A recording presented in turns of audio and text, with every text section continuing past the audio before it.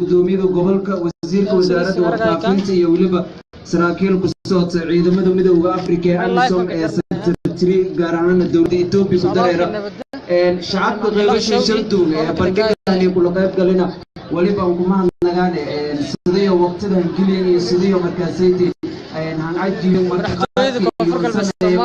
gobolka iyo degmada oo iskaalado oo markaasay ku farxad geliyo shacabka reer Baydhabo siyo markaasaydi oo ka qaadan nabadiyo waliba dabaaldega ku dareera magaalada Baydhabo ee xarun goboleedka Baay tayo waliba yaastaan nabadda iyo waliba isdhexgalka bulshada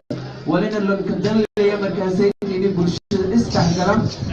oo kuma naska goyn wal siyaasadda iyo waliba lagu hadala boonta dhalinyarada imito markaasay hanraatay waliba naska goyn dhalinyarada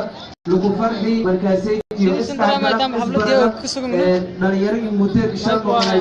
socdaalka nabadda inama la Baydhabo ka fanaaniinta horaya la sheegay dadka koonfurka Soomaaliya toosan ku soo xafladda wali min bilawna xafladda laakiin ما يرجعنا سين أرجع وزير ورقة maamulka koonfurka Soomaaliya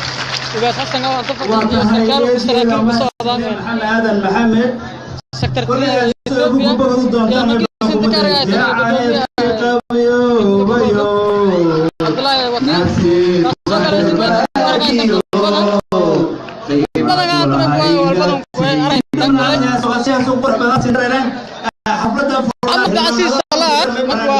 runtii intabiyaha barnaamijka dareer oo xafladda live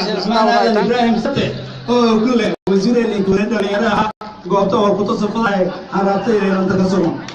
waa tahay wili barnaamijka gudaha سنتين بريسس أرجعين عاشا